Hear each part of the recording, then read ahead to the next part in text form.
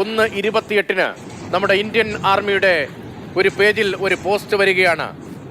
ആ പോസ്റ്റ് ഇങ്ങനെയാണ്: ready to strike, train to win. ആക്രമണത്തിന് തിരിച്ചടിക്ക് സജ്ജമാണ്, ജയിക്കാനായി പരിശീലിപ്പിക്കപ്പെട്ടവർ. തിരിച്ചടിക്ക് സജ്ജം, ജയിക്കാനായി പരിശീലിപ്പിക്കപ്പെട്ടവർ. ഒരു പോസ്റ്റ് വരുന്നു. അത് പുലർച്ചെ 1:28 ഇന്ത്യൻ ആർമിയുടെ പേജിൽ. അതിന് തൊട്ട് താഴെയായി ആ പോസ്റ്റിൽ തന്നെ ഒരു വീഡിയോയും പങ്കുവച്ചിരിക്കുന്നു. നമ്മുടെ സൈനിക ടാങ്കുകളും മറ്റും പരിശീലനം നടത്തി മുന്നേറുന്നതിന്റെ ദൃശ്യങ്ങൾ കൂടി പങ്കുവയ്ക്കുന്നു. 1:28 ഈ പോസ്റ്റ്. തൊട്ട് പിന്നാലെ 1:44 നിമിഷങ്ങൾ കഴിയുമ്പോൾ പാകിസ്ഥാനിലെ 9 കേന്ദ്രങ്ങൾ നമ്മൾ ആക്രമിക്കുകയായിരുന്നു. 30 ഭീകരരെ വധിച്ചു, 55 ഭീകർക്ക് പരിക്ക് പറ്റി. ജെയ്ഷെ മുഹമ്മദിന്റെയും ലഷ്കർ ഇ തോയ്ബയുടെയും വളരെ വളരെ പ്രധാനപ്പെട്ട കേന്ദ്രങ്ങൾ, പരിശീലന കേന്ദ്രങ്ങൾ നമ്മൾ ആക്രമിച്ച് തകർത്തു. പാകിസ്ഥാനിലെ ദൃശ്യങ്ങളാണ് ഇപ്പോൾ കാണുന്നത്. ആയുധ പരിശീലന കേന്ദ്രങ്ങളും ആയുധങ്ങൾ ശേഖരിക്കുന്ന കേന്ദ്രങ്ങളും കൃഷിയിടങ്ങളും അടക്കം ഒരു ടൗൺഷിപ്പ് പോലെ പ്രവർത്തിക്കുന്ന ഏക്കറുകൾ വിസ്തൃതിയിലുള്ള പ്രദേശമാണ്.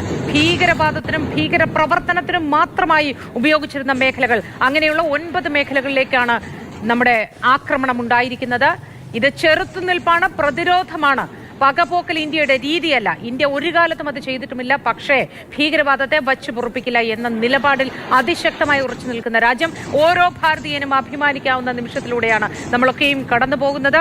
തിരിച്ചടി എന്നുണ്ടാകും, എപ്പോഴുണ്ടാകും, എങ്ങനെയായിരിക്കും അത് എന്ന ആകാംക്ഷയിൽ തുടരുന്ന ഓരോ ഭാരതീയനും തികവാർന്ന മറുപടിയാണ് ഇന്ത്യയുടെ ചുണക്കുട്ടികൾ നൽകിയത്. ഭീകരാക്രമണത്തിൽ മരിച്ച നമ്മുടെ പാവപ്പെട്ട പൗരന്മാരുടെ മരണാനന്തര ചടങ്ങുകൾ പൂർത്തിയായ ദിവസം, അതിനുശേഷം തന്നെ ഇന്ത്യ ഈ ഒരു മറുപടി നൽകിയിരിക്കുകയാണ്. ഓപ്പറേഷൻ സിന്ദൂർ. നമ്മുടെ നാട്ടിലെ അമ്മമാർക്കും പെങ്ങന്മാർക്കും മാഞ്ഞുപോയ സിന്ദൂരത്തിന് മറുപടി നൽകുന്ന ഇന്ത്യൻ സേന.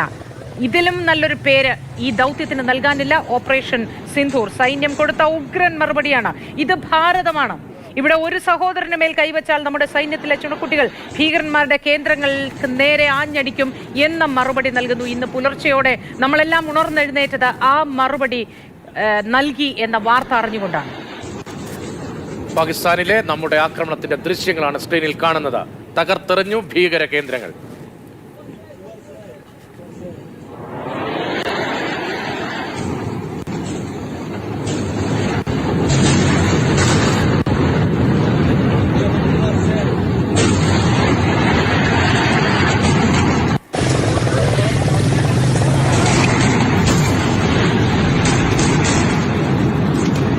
പ്രതിനിധികൾ ഒപ്പം തുടരുന്നുണ്ട്. അർജുൻ പീതാംബരനും ഞാൻ നേരത്തെ സൂചിപ്പിച്ചത് 1:28 എക്സിലായിരുന്നു ആ പോസ്റ്റ്. കരസേനയുടെ ADGPയുടെ ഔദ്യോഗിക എക്സ് ഹാൻഡിലിൽ നിന്നായിരുന്നു ഈ പോസ്റ്റ്. ആക്രമണത്തിന് സജ്ജം, ജയിക്കാനായി പരിശീലിപ്പിക്കപ്പെട്ടവർ എന്ന തീതുപ്പുന്ന പീരങ്കികളും മറ്റും ദൃശ്യമായി ആ പോസ്റ്റിൽ ഉൾക്കൊള്ളിച്ചുകൊണ്ടൊരു മുന്നറിയിപ്പ് എന്ന നിലയിൽ ഞങ്ങൾ തയ്യാറാണ്. Ready to strike, train to win എന്ന പോസ്റ്റ് വന്നത്. അതിന് 14 മിനിറ്റുകൾക്ക് ശേഷം 1:44 പഹൽഗാമിന് ഇന്ത്യ ചുട്ട മറുപടി പാകിസ്ഥാനിലെ ഭീകര കേന്ദ്രങ്ങളിൽ നൽകിയിരിക്കുകയാണ്. പാകിസ്ഥാനിലെ തകർത്തെറിയപ്പെട്ട ഭീകര കേന്ദ്രങ്ങളുടെ ദൃശ്യങ്ങൾ ഇപ്പോൾ മാതൃഭൂമി ന്യൂസിലുള്ള പ്രേക്ഷകർ കാണുന്നത്. പരിശീലന കേന്ദ്രങ്ങളെ ഉൾപ്പെടെ ലക്ഷ്യമിട്ടു. നമ്മുടെ അതിർത്തിയിൽ നിന്ന് എയർ ഡിസ്റ്റൻസിലേക്ക് കുറെ 100 കിലോമീറ്ററിലധികം ദൂരെയുള്ള ജെയ്ഷെ മുഹമ്മദിന്റെ വളരെ പ്രധാനപ്പെട്ട കേന്ദ്രം ഉൾപ്പെടെ ആക്രമിച്ച് തകർത്തു. ഭീകര കേന്ദ്രങ്ങൾ നേരത്തെ രഹസ്യാന്വേഷണ വിഭാഗം കണ്ടെത്തിയിരുന്നു. നമുക്ക് ഇക്കാര്യങ്ങളിലൊക്കെ നേരത്തെ വ്യക്തതയുണ്ടായിരുന്നു. ഇപ്പോൾ മറുഭാഗത്ത് കാണുന്ന മറ്റൊരു ദൃശ്യം, ആ ദൃശ്യം ഇന്ത്യൻ ഭാഗത്തു നിന്നുള്ള ദൃശ്യമാണ്. ഭീകര കേന്ദ്രങ്ങൾ തകർത്തതിന് പിന്നാലെ പിടിച്ചു നിൽക്കാൻ വേണ്ടി പാക് സൈന്യം നമ്മുടെ ജനവാസ മേഖലയിലേക്ക് ഷെല്ലാക്രമണം നടത്തുകയാണ്. ഇന്ത്യൻ സേന ശക്തമായി തിരിച്ചടിക്കുന്നുണ്ട്. 3 സാധാരണക്കാർക്ക്, സിവിലിയൻസിന് ജീവൻ നഷ്ടമായിട്ടുണ്ട്.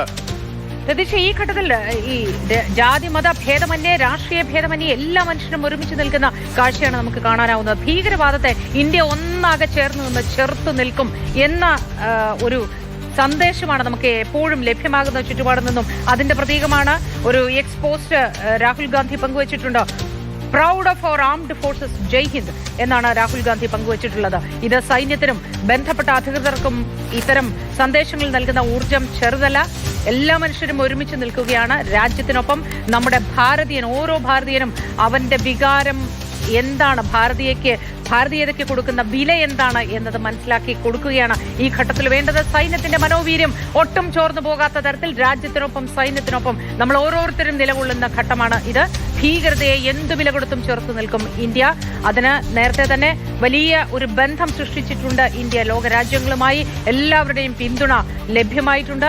അവരൊക്കെയും ഭീകരവാദത്തെ ചെറുത്തു നിൽക്കുന്ന ഇന്ത്യയുടെ അവകാശങ്ങൾക്കൊപ്പം നിൽക്കും എന്ന് പ്രഖ്യാപിക്കുകയും ചെയ്തിട്ടുണ്ട്. പ്രതിരോധ ശേഷിയിൽ വളരെ മുന്നിട്ട് നിൽക്കുന്ന ഒരു രാജ്യമാണ് ഇന്ത്യ. എന്തുകൊണ്ടും ചെറുത്തു നിൽക്കാനുള്ള തയ്യാറെടുപ്പിൽ ഇന്ത്യക്ക് മനക്കട്ടിയല്ലാതെ മറ്റൊന്നുമില്ല എന്ന് നമുക്കറിയാം. അത്രത്തോളം വെടിക്കോപ്പുകളും സജ്ജീകരണങ്ങളും നമ്മുടെ കയ്യിലുണ്ട് പ്രതിരോധിക്കാൻ. പാകിസ്ഥാന്റെ എല്ലാ പ്രകോപനത്തെയും ചെറുത്തു നിൽക്കും. അപ്പോഴും സങ്കടകരമായ കാര്യം, അതിർത്തിയിൽ പാകിസ്ഥാൻ യാതൊരു ലക്ഷ്യബോധവുമില്ലാതെ നടത്തിയ ആക്രമണത്തിൽ നമ്മുടെ സാധാരണക്കാർ 3 പേർ കൊല്ലപ്പെട്ടു എന്നതാണ്. ആ സങ്കടം മറച്ചുവെക്കുന്നില്ല. ഒപ്പം സൈനികരൊക്കെ ആക്രമണം, അതിർത്തി കടന്നു പോവാതെ നടത്തിയ ആക്രമണം സൈനികർ വിജയകരമായി പൂർത്തിയാക്കി തിരികെ എത്തി എന്നതും നമുക്ക് അഭിമാനം. പൈലറ്റുമാർ ആക്രമണം പൂർത്തീകരിച്ച് ലക്ഷ്യം തകർത്ത്, ലക്ഷ്യം ഭേദിച്ച് തിരികെ എത്തി, വിജയിച്ച് തിരികെ എത്തിയെന്ന തൊട്ടു പിന്നാലെ, ഈ ആക്രമണത്തിന് തൊട്ടു പിന്നാലെ പ്രതിരോധ മന്ത്രാലയ വൃത്തങ്ങൾ വ്യക്തമാക്കുകയായിരുന്നു. 1:44 ഈ ഓപ്പറേഷൻ.